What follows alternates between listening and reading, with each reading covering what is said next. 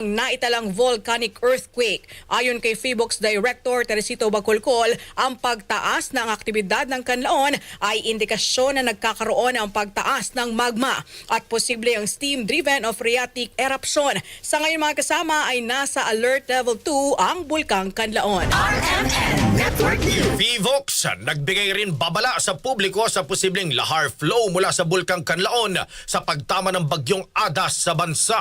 Kasama mo sa balita si Radyoman Lestor Aler. RMN Tutok Bulkan.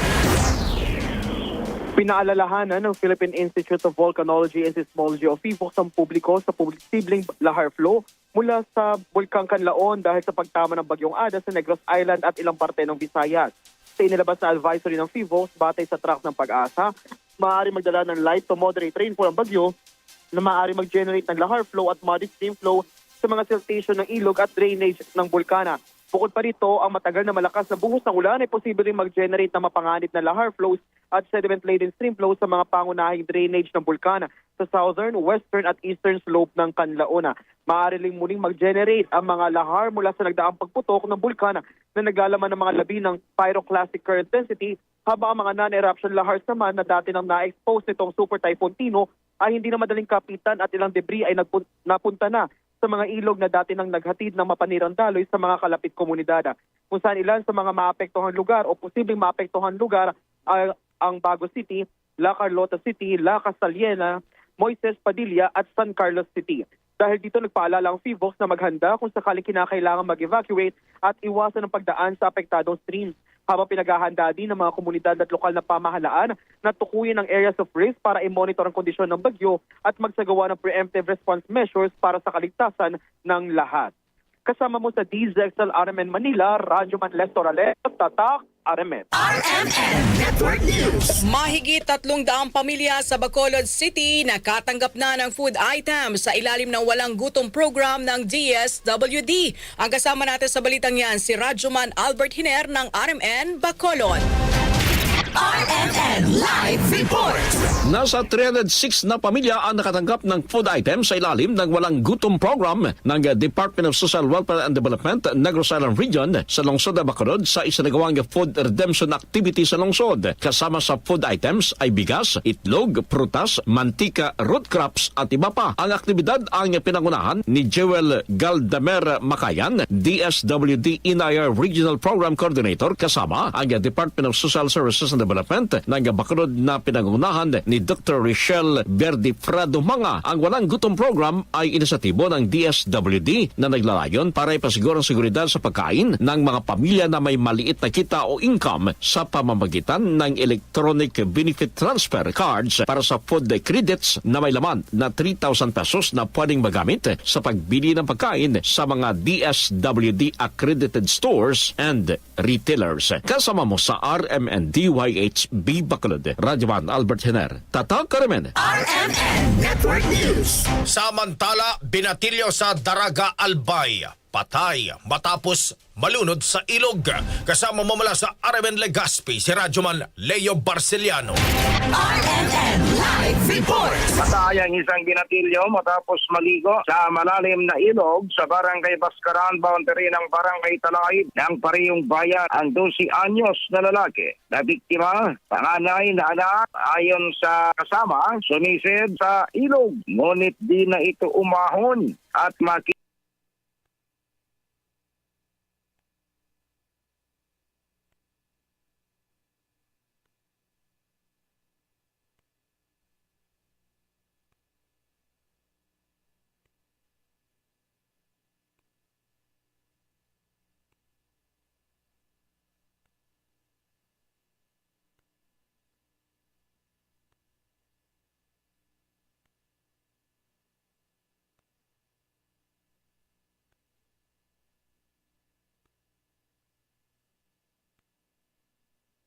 Regional Trial Court sa Batangas. Kaugnayan ng di umano'y libelous comment ni Yusek Castro sa kanyang vlog patungkol sa solar company na pag-aari ng mambabatas. Sinabi ni Leviste na naging basehan sa reklamo ang mapanirang pahayag ni Yusek Castro laban sa kanyang solar business. Pagdidiin ni Leviste, mali ang komento ni Castro na ibinenta niya ang prangkisa ng kumpanya at kanyang nilinaw na ibinenta niyang kumpanya ay walang prangkisa. Sa panayam naman ng DZXL News kay Yusek Castro, kanyang sinabi na hindi niya alam kung ano ang pinagbatayan at hihintayin daw niya kung ano ang kwento ni Leviste. RMN Network News. Samantala, tuloy ang pagpapatalsik kay Representative Barzaga sa Kamara. Isusulong ng NUP. Kasama mo sa balita si Radyoman Grace Mariano. RMN Live Report. Maghahain ng panibagong reklamo sa House Committee on Ethics and Privileges ang National Unity Party o NUP upang hilingin ang expulsion o tuluyang pagpapatalsik sa Kamara kay Cavite 4th District Representative Kiko Barzaga na ngayon ay suspendido ng 60 araw. Ayon kay House Deputy Speaker Ronaldo Puno na siya ring chairman ng NUP, paulit-ulit at mukhang hindi natitigil si Barzaga sa mga negatibong puna at patuloy na pagsira sa buong institusyon. Diin ni Puno, hindi sinusunod ni Barzaga ang utos ng komite at ng buong Kamara at nagpapakita siya ng asal na hindi akma para sa isang mambabatas. Para kay Puno, si Barzaga ay nagiging kasiraan at problema lang ng Kamara. Pakinggan natin ang Paulit-ulit, pahayag. parang binabaliwala yung mga desisyon ng Ethics Committee, binabaliwala yung mga desisyon ng Congress nitong si Congressman Barzaga. So baka hihilingin na namin i-expel na rin siya kasi parang talagang outright defiance na of everything that is going on. At saka bad faith na siya kasi susunod tapos hindi he comes up nag-iimbento ng kung ano-ano. Hindi talaga ito behavior ng tunay na mambabatas Parang naging laro-laro na lang. So I think it demeans the House to have somebody like him. Yan po si Representative Ronaldo Puno. Kasama mo sa DCXL RMN Manila, Radyoman Grace Mariano, Tatak RMN. RMN Network News. Mga kasama, hinihintay pa ng palasyo ang magiging desisyon ni Pangulong Ferdinand Marcos Jr. sa kapalaran ng Independent Commission for Infrastructure o ICI. Pero sa ngayon, sinabi ni Palace Press Officer Undersecretary Claire Castro na habang wala pang pasya ang Chief Executive kung tuluyang bubuwagin ang fact-finding body, ay tuloy ang investigasyon nito sa flood control anomaly. Aminado si Castro na maaaring sabihin na nagawa na ng ICI ang mga kinakailangang hakbang na nagresulta sa paghahain ng kaso sa ilang mga personalidad na sangkot sa anomalya. Ang Pangulo, kapag walang sinasabi pa yan, tuloy-tuloy lang ang pag-iimbestiga. So tuloy-tuloy pa rin ang ICI. Kahit mag-isa lang yan, si Justice Reyes, ang chairman, dahil kompleto naman siguro yung papel na naibigay sa kanila. Although may mga iba pang mga issues, pero kung sasabihin natin na naging trabaho ni Sec. Babe Singson at di dating Commissioner Fajardo, sinabi naman nila na kanilang trabaho ay natapos. So, tandaan natin, marami pa rin na mga dokumento na hindi pa siguro na iisa-isa ng ICI dahil hindi ba dumating naman sa pag-iimbestiga si dating Speaker Romualdez.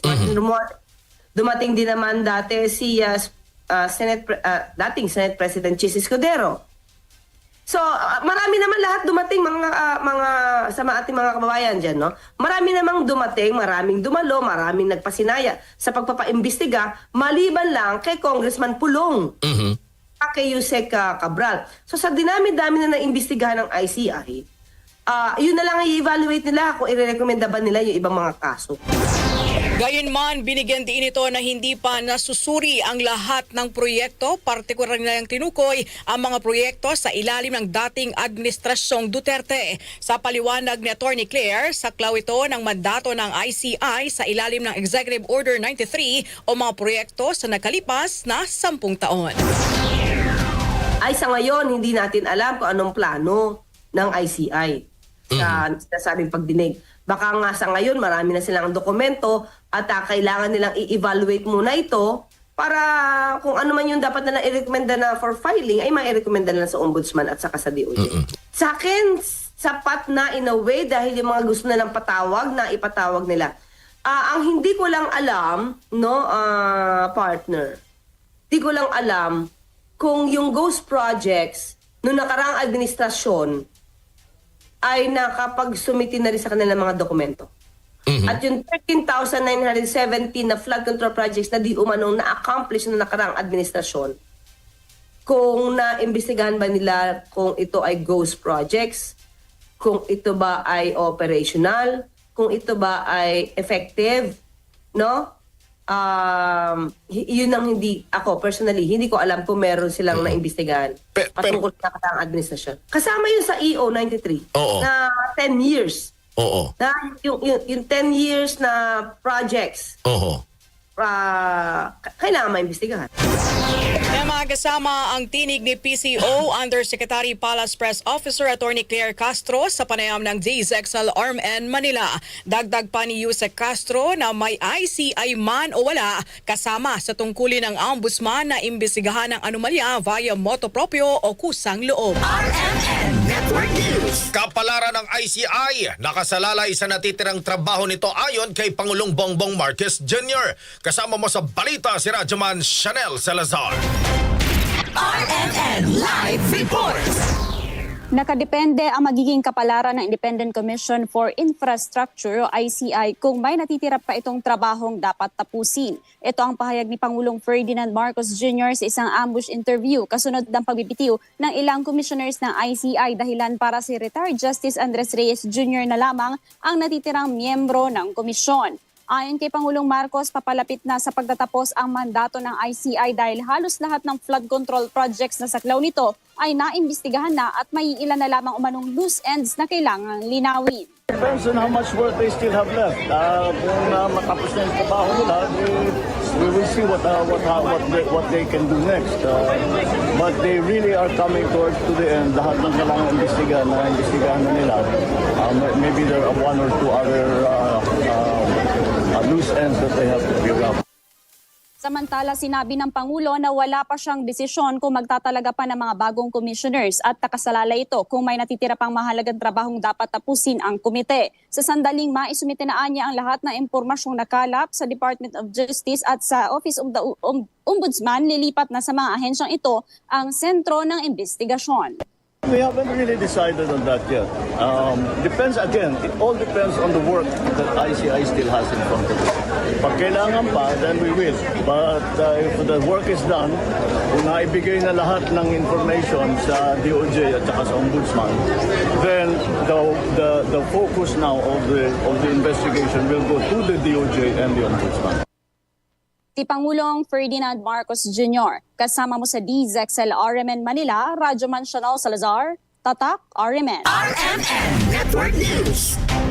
Mga balitang dapat pang abangan. NBI, may reliable lead na sa kinaroroonan ng gaming tycoon na si Charlie Atong Ang. At higit pisong pagtaas sa presyo ng diesel nagkaumang sa susunod na linggo.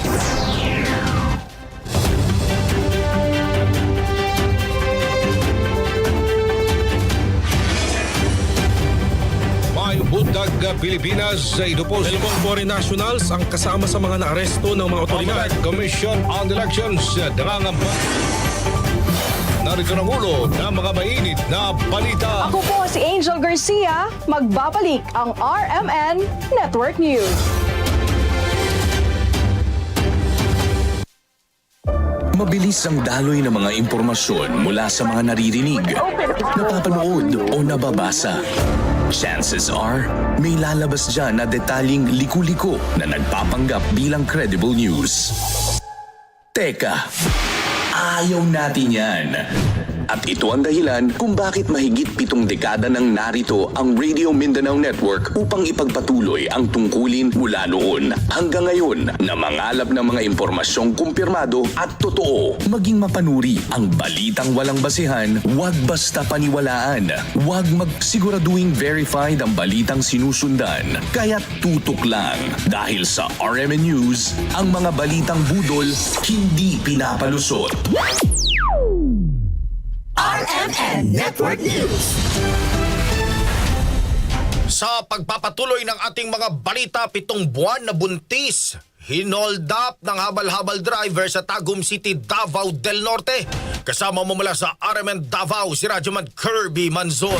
RMN Live Reports. Nabiktima ng pagnanakaw ang isang 7 buwang buntis matapos umano siyang hold upin ng sinasakyang habal-habal driver habang papunta sana sa grocery store alas 9 ng umaga Enero 15, 2026 sa Tagum City sa Davao del Norte. Ayon sa report ng Tagum City Police Station, ang biktima ay nakilalang si Alias Rose, residente ng barangay Kuambugan. Sa imbestigasyon ay sumakay ang biktima ng habal-habal patungong lungsod, ngunit sa halip na dumiretso ay inilihis ng driver ang ruta hanggang sa barangay Mankilam, Tagum City kung saan naganap ang insidente. Dagdag pa sa ulat ay bigla umanong huminto ang sospek at nagdeklara ng hold up habang itinutok ang isang patalim sa tiyan ng buntis. Natangay ng sospek ang sling bag ng biktima na may lamang cash na nasa 78,000 pesos, cellphone at mga IDs. Sa ngayon ay nagsasagawa na ng hot pursuit at dragnet operations ang kapulisan upang agad na mahuli ang nasabing sospek. Kasama mo sa DXDC RMN Davao, Radyoman Kirby Manzon, Tatak RMN. RMN Network News. Mula Davao, dago tayong mga kasama dyan sa South Cotabato dahil merong minor de edad na babae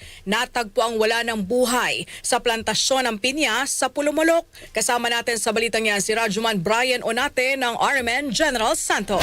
RMN Live Reports. Wala ng buhay ang isang minor de edad na babae na natagpuan sa isang plantasyon ng pinya sa may barangay Maligo, bayan ng Pulumulok, probinsya ng South Cotabato.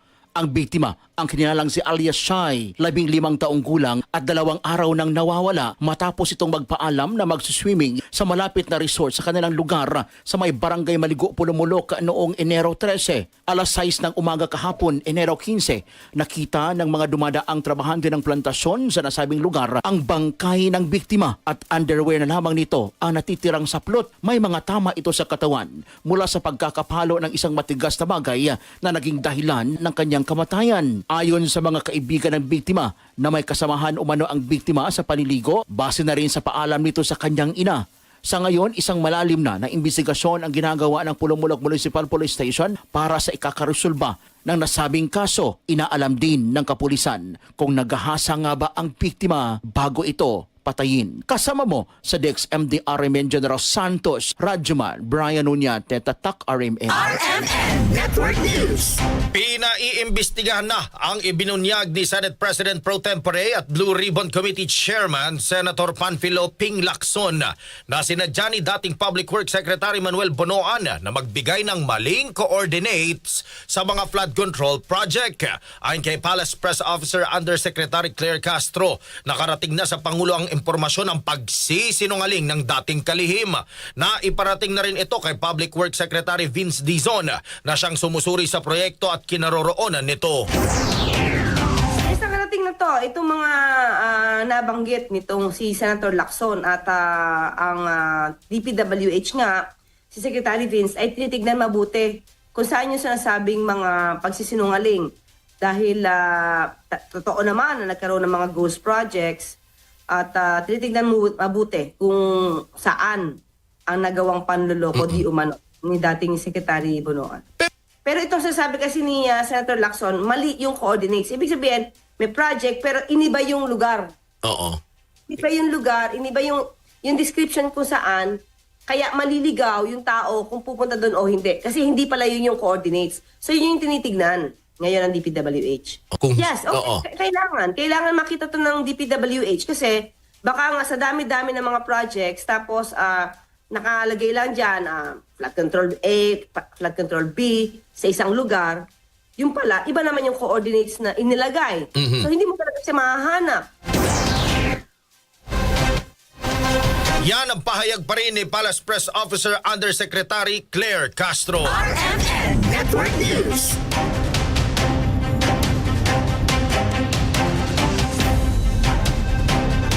Samantala mga kasama, MMDA General Manager Nicolas Torre III kinumpirmang humingi sa kanya ng tulong para sa seguridad ang kampo ni dating DPWH Undersecretary Roberto Bernardo. Kasama natin sa balitang yan si Radyoman Joyce Adra.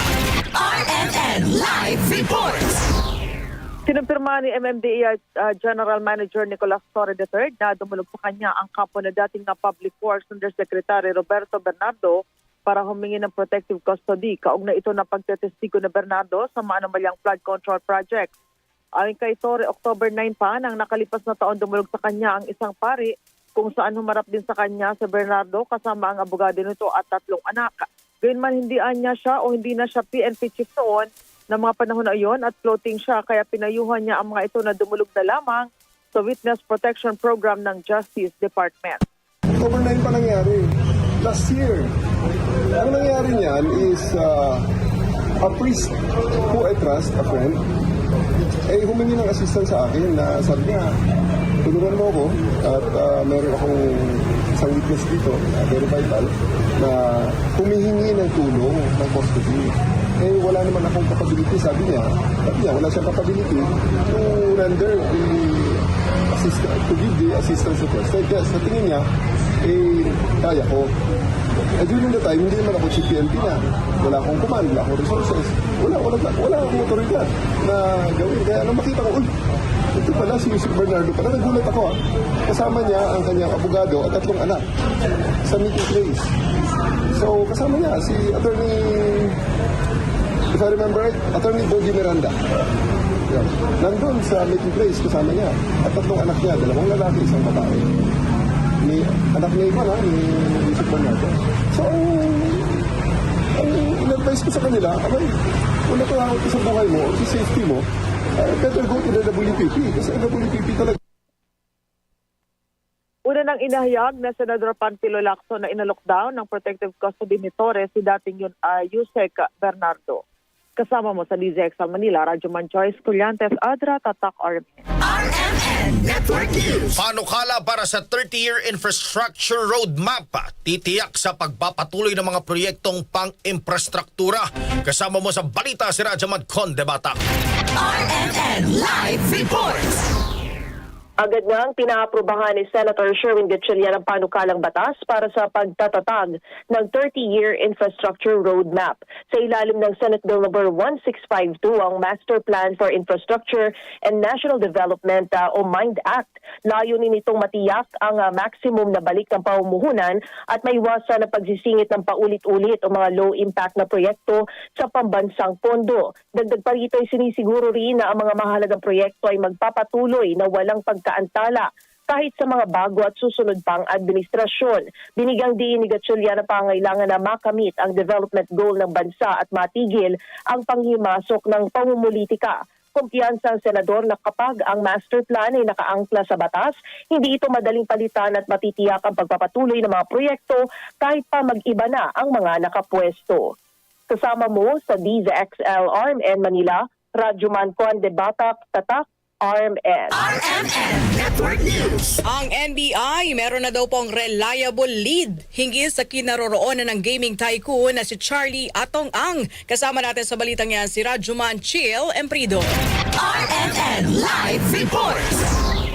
Inumpirma ng National Bureau of Investigation na ilang reliable lead sa kinaroroonan ng gaming tycoon na si Charlie Atong Ang.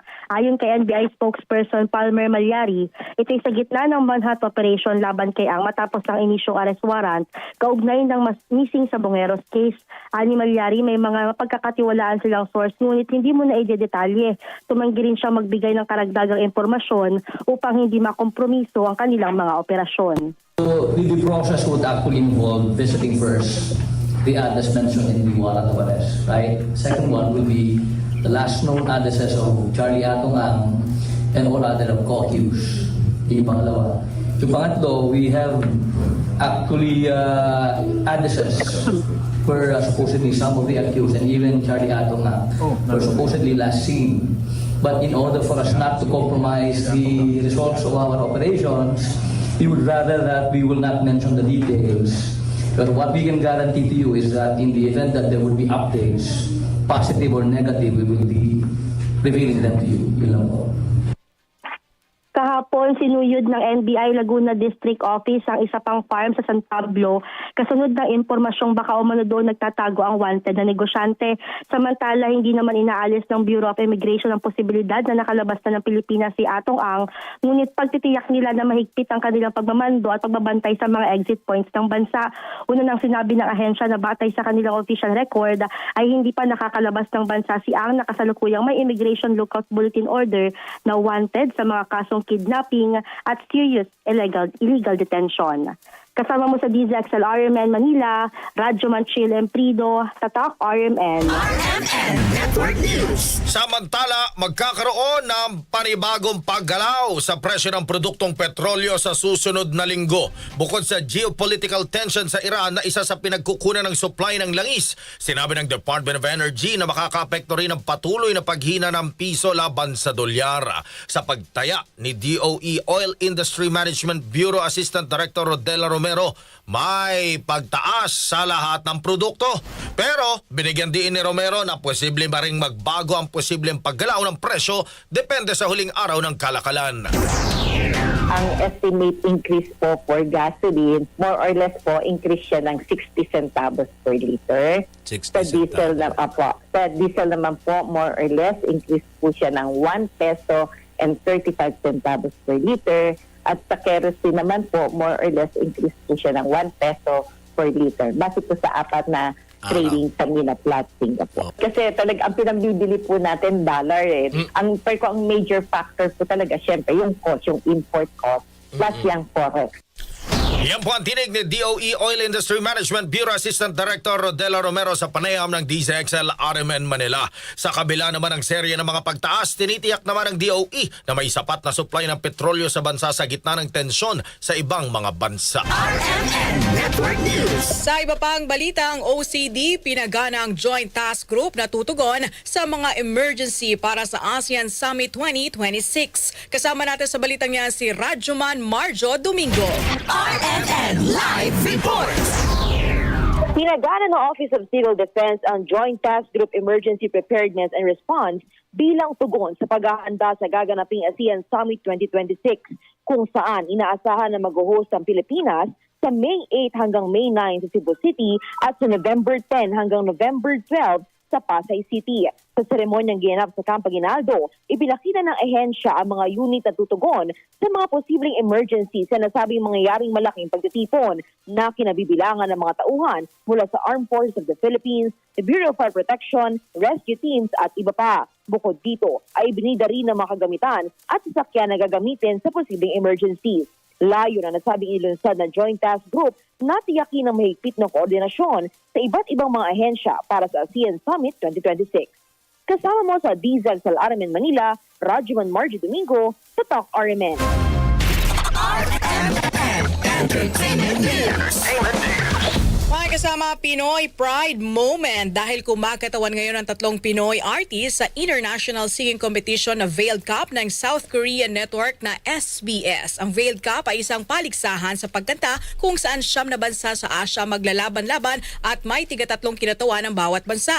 Ang kaibahan dito ay nakadepende ang pag-judge sa mga contestant pagdating sa kanilang galing sa pagkanta habang hindi ipinapakita ang muka at kanilang pangalan. May nickname mga bawat kinatawan na tulad po ng Laguna Diva, Manila Storyteller at Zambales Beast. Bagamat hindi ni-reveal sa programa ang kanilang pagkakakilanlan, kinilala naman ng mga local media dito sa Pilipinas ang mga kalahok na sina Garrett Bolden, Tay Ashley at Arabella de la Cruz. Samantala, pang malakasan din ang line-up ng judges sa Veiled Cup tulad po ng member girls generation na si Tiffany, member ng Idol na si Mi Yon, Henry Lau, Eileen at 10cm, gayon din si Paul Kim.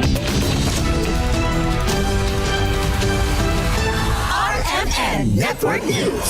At sumayin niyo po ang mga nangungunang balita. Ako po si Radyoman Drew San Fernando. At ako po si Radyoman Angel Garcia. Mula po rito sa RMN Broadcast Studio sa Atlanta Center, Manila. Maganda pong hapon at marami pong salamat. Inyo pong natunghayan ang RMN Network News.